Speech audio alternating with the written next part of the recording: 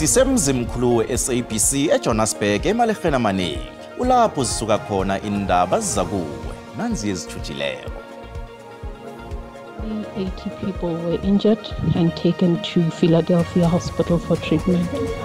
As a department, we are saddened by the incident and wish those who sustained injuries a speedy recovery. Kulimele abantu abamachumi abunane ngemva kokuwa kwebhesi hlanu kwesithabathaba sentolo semratiwa eMostodros kwaDlawulale. These criminals are so brave. Can you imagine that they just shot dead two guys right now in front of the policemen, in front of the angry community? Uphehuke irawurawu eMawoti KwaZulu-Natal lapho kuzwakala bona amagenge abulala izakhamuzi umlandelande.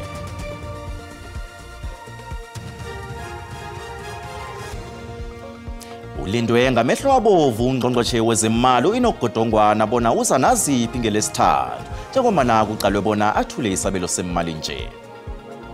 Kwaba kuhle ukuhlanganiswa zindaba kodwa ku-SABC1 ngesindebele Lotshani.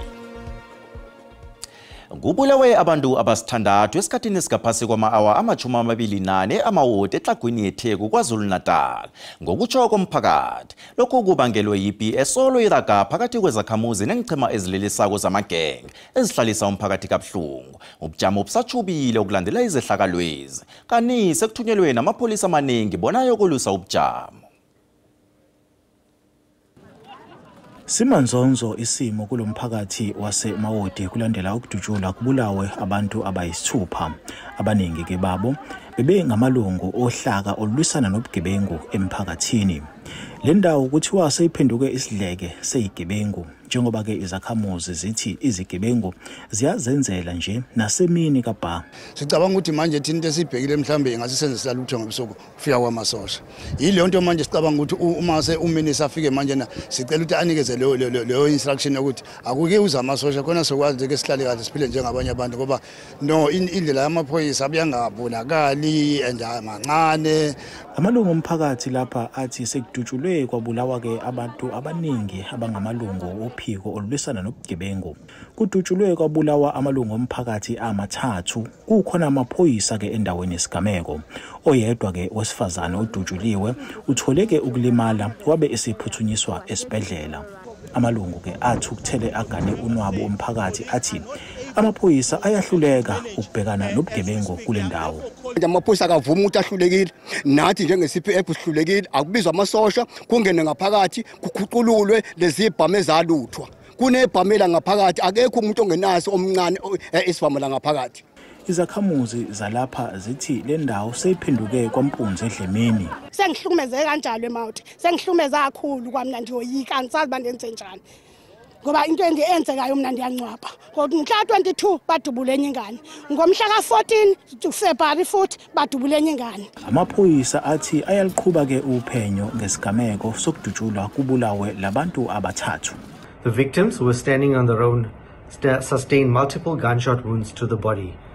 The suspects, who are unknown, arrived on foot and fled immediately afterwards. The motive for the killing is unknown at this stage. Lesimo ke ebeshubile kulomphakathi siholele ekutheni ke kuphazamiseke ukufunda endaweni kuphinde kuvalwe namabhizinisi endawo. NginguSimphiwe Makhanya wezindaba ze-SABC iseMawoti. Kulimele abantu abamachumi abunane engozini yebhesi eyenzeke endleleni R579 eMostodros kwaDlawulale. Isitshaba siyayeleliswa ngokuhlola inhlobo zaso ebeziye esithabathabeni sentolo eMratiwa Crossing eMostodros kwaDlawulale. Kani abanye kuthiwa bebaya edorobheni leGroblersdal. Imphathimandla zithi ibhesi le beyilayitshe abantu abamachumi alithoba kani yona nge-Great North Transport. Abantu abalimeleko bagijinyiselwe embhedlela ezihlukahlukeneko. Ibhesi ye-Great North Transport le beyivela ngesihlagwani kwaDlawulale kunye nendawo eziyizombelezileko ezifana naboMasoyini, abodindela nangedrayini ngeKosini. Iphenyeselo lenziwe liveza bona ibhesi le ilahlekelwe lilawulo ngonobangela wokungabamba ama-brake nayiza kugeduka. Lapho kulimele khona abantu babalelwa ema-18 sikhuluma nje ebasembhedlela ezihlukahlukeneko zesingi sesikhukhune. Isingi sesikhukhune sithumele amezi wokululama kibongazimbi kanti sithi abantu abalimeleko bagijinyiselwe embhedlela eziseduze kubalahlangana iSt Rita's, iJane First kunye neMatlala Hospital. It is reported that the bus carrying 90 people, mostly pensioners, flipped over after suspected brake failure. Law enforcement and emergency services quickly responded to the scene to provide assistance. Sadly, 80 people were injured and taken to Philadelphia Hospital for treatment. As a department, we are saddened by the incident and wish those who sustained injuries a speedy recovery. Indlela Limpopo uthi ibhesi le beyithwele abantu abadala abaye emholweni ngobuningi begodu kulimele abantu abama-80 nanyana kunjalo umnyango lo uqinisekisile ukuthi akunabantu babhubhileko. Well, the executive mayor of the Sekhukhune district municipality, Councillor Maina Bakula, visited the victims of the bus accident that happened on the R579 near Moratiwa Crossing Mall in the Sekhukhune district in an area called Mosterloos to personally check on the injured, and she expressed relief that no fatalities were recorded, though several passengers sustained minor injuries. Ela ekampani ye-Great North uLeo Gama uthi kwakhathesi basaphenya ukuthi kuhle kwenzekeni ngoba nekuseni ibhesi nayisukako eDepho konke bekulungile. Nanyana kunjalo uthi konke lokhu kwenzeka nje basemahlelweni yokuletha imbhesi ezitsha ezokusiza abantu ukufikelela endaweni ezihlukahlukeneyo begodwa uthi ikampani le iza kubona ukuthi ibasiza njani abantu abalimeleko. While leaving the depot, we were told that the bus was in good condition, and unfortunately, as they were driving, then this incident happened. We can also confirm that no fatalities reported.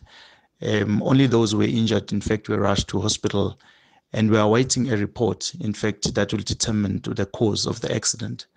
This is one of the unfortunate incidences, regarding our operations, happening at the time when we're trying to turn around the company.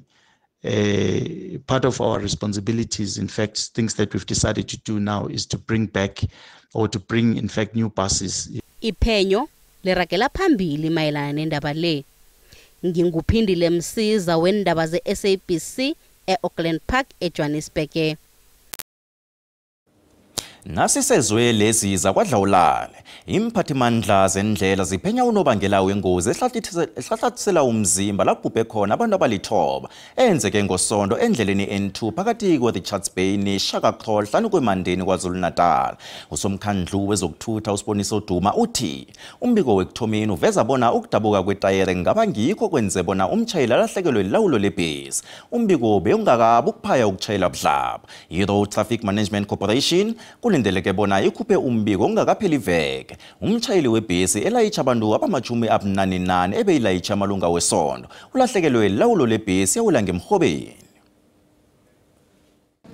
Abakhweli bangebhesini le malunga wesonto i-12 Apostle Church in Trinity elivela kumasipala wakwaDukuza bebabuyele ekhaya bavele emthandazweni umtshayeli nakusola bona ulahlekelwe lilawulo lebhesi ngemva kokudabuka kwetayere ibhesi yawela ngemgodini. Kubhubha abantu abalithoba ekufaka abomo balikhomba kunye nomntwana. Abakhweli abangaphezu kwama-60 okufaka umtshayeli webhesi basesibhedlela, abanye balimele khulu kuthi abanye banemhuzukwana. Usomkhandlu wezokuthutha KwaZulu-Natal uSiboniso Duma uthi iphenyo le-Road Traffic Management Corporation liyaraga ukufumana unobangela wengozi le. uDuma uqinisekisa ukuthi iphenyo lomnyango amapholisa kunye ne-RTI lizokuphenya ubujamo bebhesi ukuthi beyikulungela ukuba sendleleni na. SAPS is going to check whether there was no reckless, then they declared it as a criminal sin. We do the same. In terms of preliminary, we are going to check the permits, the list of those who were inside the bus when it was a service and all those things. So I think we are duty bound. That is why I'm saying that at a later stage, we are then going to indicate and mention the capacity of the bus.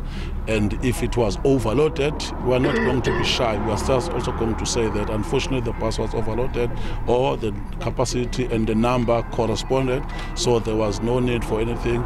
Probably if there was a tire burst, the machine, the instrument, our technology is very advanced. We are going to get that after the proper indication and the investigation. So we are truly devastated. We are not expecting such to happen to our members when they're coming from the prayer. And really to the families of those who lost their loved ones, we truly send our deepest condolences to them. Umtshayeli webhisi olimeleko naye usesibhedlela. Ungqongqotjhe wezemali u-Enoch Godongwana uzilungiselela ukwethula isabelo semali ngelesithathu. Kanti ngahlanye inhlangano zepolitiki zincamele ukubona bona umthelo we-VAT uyongezelelwa namkhanjani. Kanti nakhibe uyangezelelwa uzongezelelwa ngamaphesenti amangaki. Lokhu kuza ngemva kwembiko ethi batsho uGodongwana uginikile ekukhuphuleni nge-2% kwaphambilini wehlala ku-0% eminyakeni lo. Kodwa kunehonakalo ukuthi ikhutshulwe kancane eminyakeni emibili ezako. Imali esibonelelo sabangasebenziko khabe ihlelo lokubonelela laba abadose emhlweni ngesikhathi se-COVID-19 kodwa yagcina sele basibonelelo sabangasebenziko kulindeleke bona ingezelelwe kanti-ke idla urhulumende imali eyi-35 billion yamaranda ngomnyaka. Linye lamalunga kahulumende webumbano i-DA ithi iphikisana nokukhutshulwa komthelo ekubalwa kiwo i-VAT. Ezinye inhlangano zifuna isabelo esizokufukula umnotho sivule namathuba wemisebenzi. I-ANC ithi isabelo kufuze sikhambisane namacalo ntanzi amathathu kahulumende. ICOSATU ithi ayifuni isabelo esingangabeleko esizokhwahla izenzelwa zomphakathi. Ikulumo yesabelo semali kulindeleke bona yethule ngelesithathu njengobana yathuliswa emvekeni entathu ezidlulileko ngenxa yokungaboni ngelihlo elilodwa kwamalunga kahulumende webumbano. Nasibuya entolo.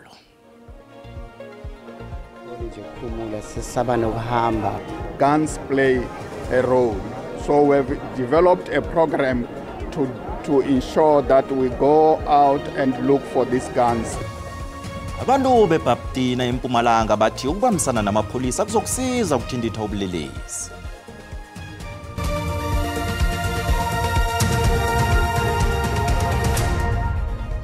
Nawusanda ukungena siyakwamukela indaba zisekhona kanina zikuphundileyo uyazithola ku YouTube, SABC Plus, TikTok, X na ku Facebook. Ihlangano umkhondo wesizwe party imachela emaofisini womphathi imali ePitoli imachela isiphakamiso sokukhutshulwa komthelo wepahla i-value added tax. Ezinye inhlangano ze-GNU zisiphayile isiphakamiso sokukhutshulwa komthelo wepahla kanti kunezongo batsho ukubana solo akubonwa ngelihlo linye bekube nje. Ngemva kobana kujanyiswa ikulumo yesabelo semali kaNgqongqotjhe wezemali u-Enoch Godongwana kube nembiko ethi ikulumo le ijanyiswe ngombana kube nokungaboni ngelihlo linye kwenhlangano ezingcenye ye-GNU ngesiphakamiso sokukhutshulwa komthelo wepahla. Isiphakamiso esisikimise ihlangano i-MK Party yayokuchaga ema-ofisini womphathi imali ePitori. Usosibebe we-MK Party uMzwanele Manyu uthi ihlangano le ayikhambisani nakancane nokukhutshulwa komthelo wepahla. Uthi nanyana ngingathiwa ikhutshulwa ngamaphesenti aphasi khulu ihlangano le ayivumelani nalokho. The MK Party is very clear. We're not a jukebox as the MK Party. We want to make that very clear. No 0.75% will be under any discussion with the MK Party. We're not interested in that. We're interested in 0.5. We're not interested in any VAT increase at any situation. Umanyu uthi ihlangano le izokulwisana nazo zonke imphakamiso zokukhuphula umthelo wepahla ngokuchagala ilizwe lonke nangokuthatha amagadango womthetho neparlamente. Umanyu uthi ukukhutshulwa komthelo wepahla sekusahlela abantu abahlakako. Ekhasini lethu leFacebook sibuze ngayo indaba esandukuphela le. Asizwe umbono wakho mbukeli.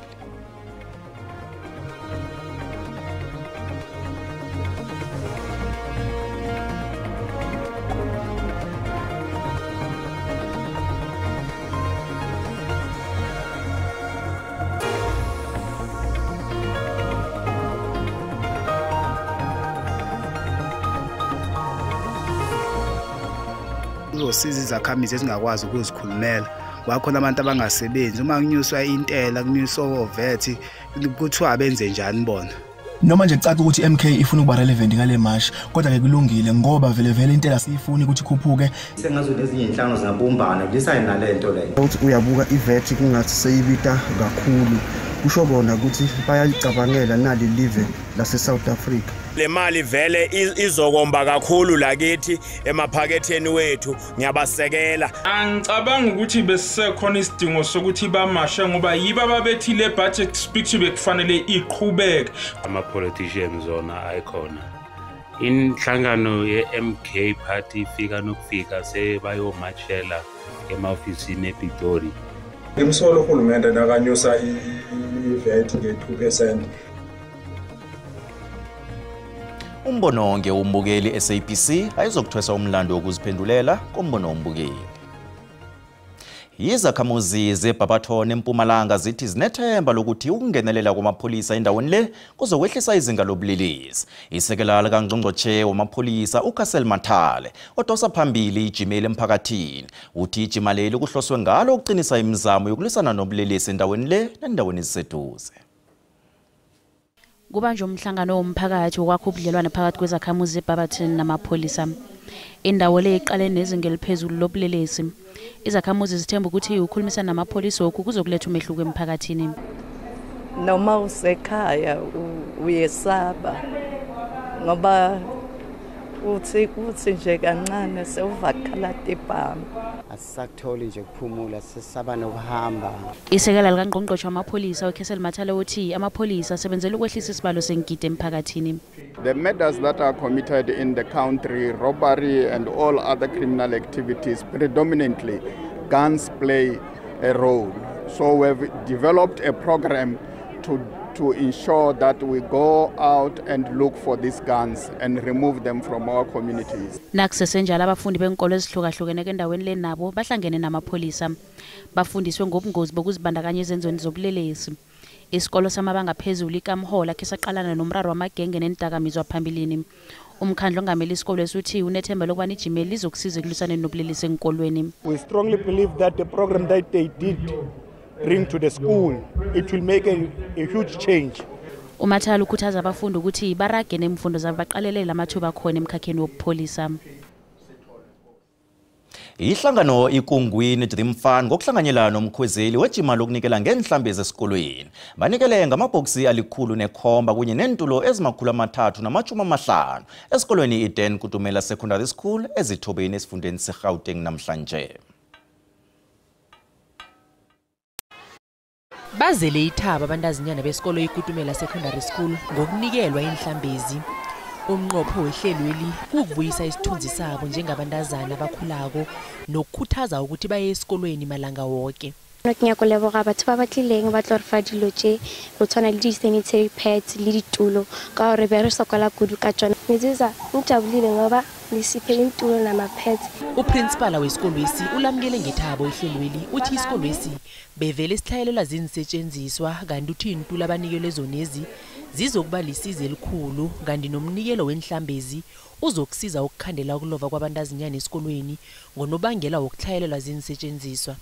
Sababonga kakhulu ngathi lento le ingaba a yearly event into ya every year le enzeka la eDen Kutumela. Ngibonge kakhulu njengomama wesikolo. Umkhwezeli wejimeli ubuka kaqedi ngokuphumelela kwalo kanti uthi umsebenzi wabo ukuqinisekisa ukuthi abafundi bafunda ngaphandle kokuphazamiseka.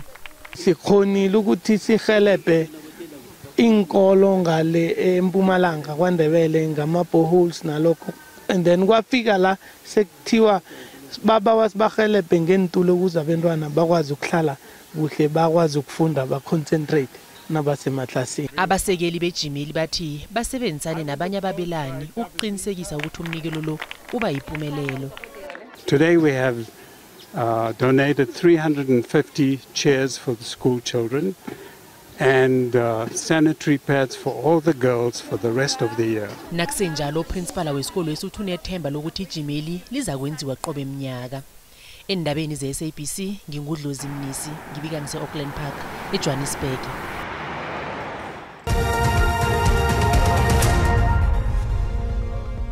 Ezimali iranda lehlile nalinganiswa nezinye imali ezinkulu.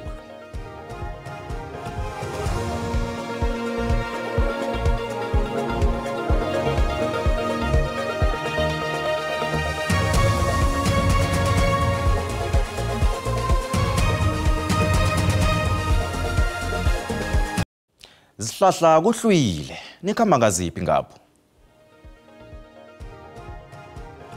Siyathokoza Bongo esilotshisa umbukelo khona usekhaya. Namhlanje kungomvulo sinehlelo elikhethekileko.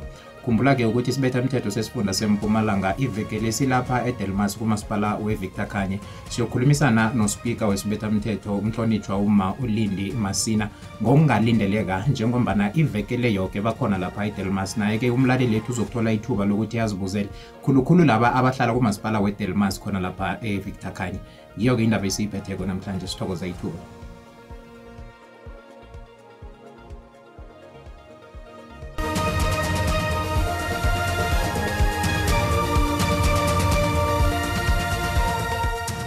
Kuthokoze thina Zihlahla lutshane ekhaya. Siyakucalela ukuthi bunjani ubujamo bezulu. Sibona lapha livale ngamafu ngale ngeCape Town. Lithome nge-30% maphakathi nesifunda sangaleke ngeMpumalanga Kapa uchingi lapha eFreystata ukuya ngaleke ngendaweni zakubomayike. Ngane nawuthi ufika ngapha esifundeni sangaleke ngePhulukwane ngathi lapha esifundeni sangeLimpopo endaweni zaboPhulukwane nge-60% amathuba lawo athi ukukhula achinge lapha eKZN nge-60%. Kusasa i-60% le yayibuyela kakhulu endaweni zangale ngeFreystata ukuchinga esifundeni sangaleke ngeNorthwest. Ikungule ebonakalako lapha ekseni abantu batsheje khulu nabachayelako kanti ke lizabe livulileke kusasa endaweni zangale ngejingalanga yenarha yeSouth Africa. Sibona lapha imjijo iduma kumbi kilezi ndawo ezithinta lapha isifunda sangale ngeKZN nangaleke ngesifundeni sangeMpumalanga abantu batsheje bayelele kusasa imjijo eduma kumbi ibuyele khuluke ngapha ngeFreystata nangaleke ngesifundeni sange Northwest. Siyakucalela ukuthi kusasa ke anjani amazinga okuchisa sokuthoma lapha ngesifunda sangapha ngeGauteng. Sibona ngemva kwamadina lithi ukufuthumala iPitori nge-28, Johannesburg nge-27, iBrownspread nge-26. Kusasa ke esifundeni sangale ngeLimpopo liyachisa eMusina,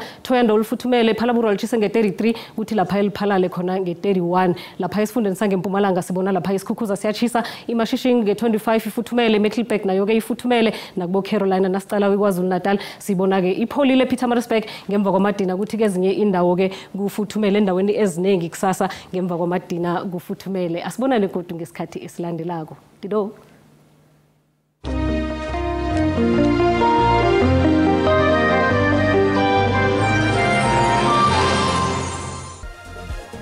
Usasa zikhona ngelimi leSwati. Kukhubongile.